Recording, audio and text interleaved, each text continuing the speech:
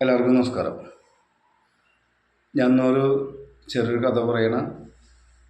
അപ്പോൾ നമ്മുടെ കഥകളൊക്കെ എല്ലാവർക്കും ഇഷ്ടമാവുണ്ടെന്ന് വിചാരിക്കണം.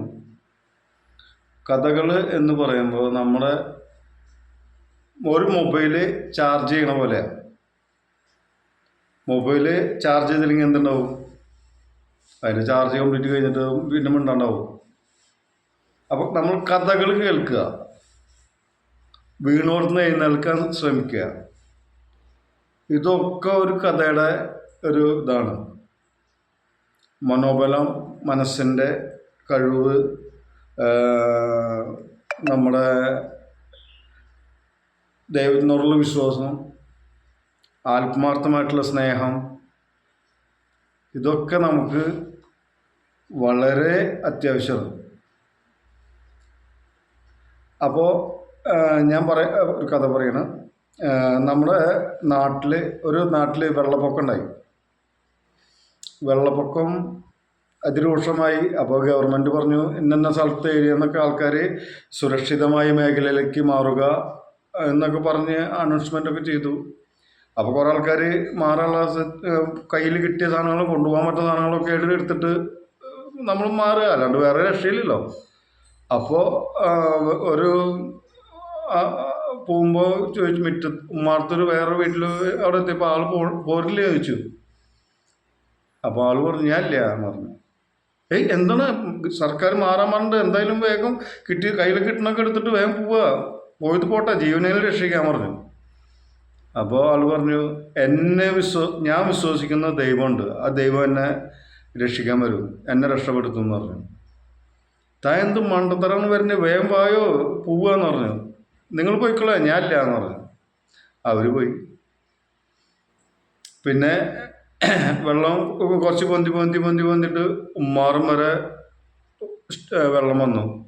അപ്പോഴും കുറേ ആൾക്കാർ അങ്ങനെ വഞ്ചിയിലും ഒക്കെ പോകണ്ടായിരുന്നു. അപ്പോൾ വഞ്ചി പറഞ്ഞു വായോ പോവാന്നൊക്കെ പറഞ്ഞു.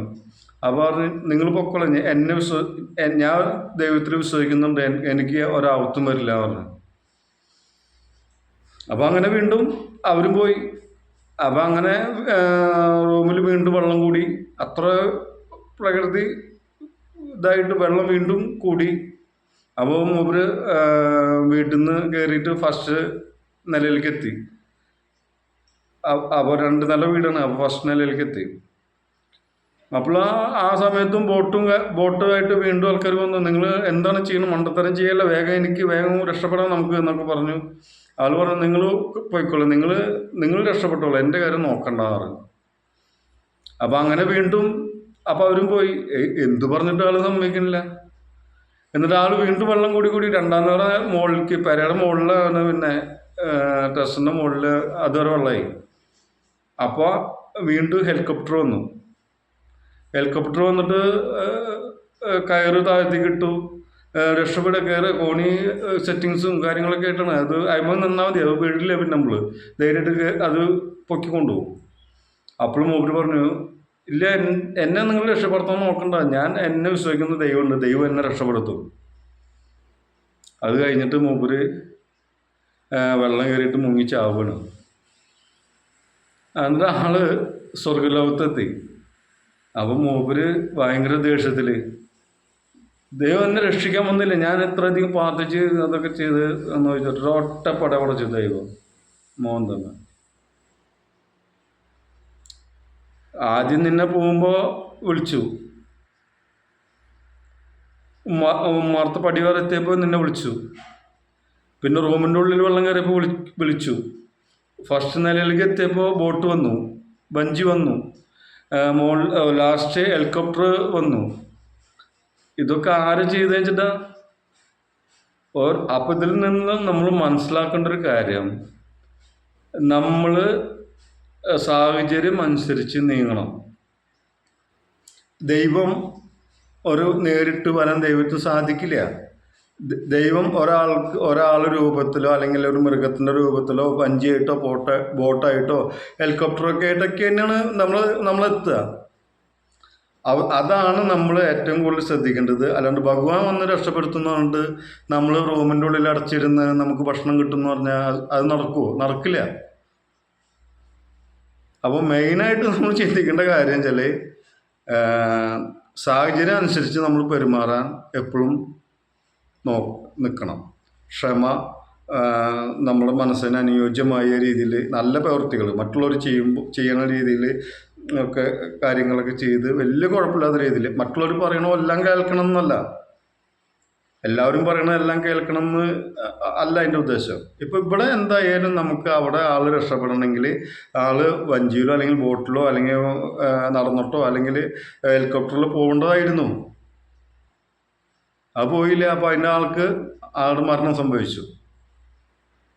ഇതുപോലെ തന്നെ വേറൊരു കഥ പറയാം. നമുക്ക് നമ്മുടെ നാട്ടുകാരും വീട്ടുകാരും ഏറ്റവും വലിയ ചങ്ക് എന്നൊക്കെ പറയുന്ന ആൾക്കാർ കുറേ ഉണ്ടാവും. നമുക്കൊരു ഒരാൾ നമ്മളെ വന്ന് തല്ലി കഴിഞ്ഞാൽ ഈ ചങ്കുകൾ വന്നിട്ട് വേണമെങ്കിൽ അവനെ കുത്തിക്കൊല്ലും. അങ്ങനെ പലർക്കും സംഭവിച്ചിട്ടുണ്ടല്ലോ, ശരിയല്ലേ? എന്നാൽ നമുക്കൊരു 20 കോടി ലോട്ടറി അടിച്ചെന്ന് വിചാരിച്ചല്ലോ, അവന് ലോട്ടറി അടിക്കാനുള്ള വഴിയില്ല.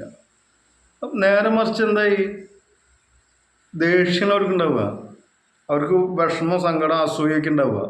കാരണം നമ്മളുടെ നല്ല ലെവലിൽ ജീവിക്കാൻ പോകണവ, അത് നമുക്ക് സഹിക്കില്ല. നമ്മുടെ ലെവലിൽ നിൽക്കണവ. ഇത് നമ്മൾക്ക് മൊത്തത്തിലുള്ളൊരു ചിന്താഗതിയാണ്, മൊത്തത്തിൽ എല്ലാവർക്കുള്ളൊരു ഇതാണ്.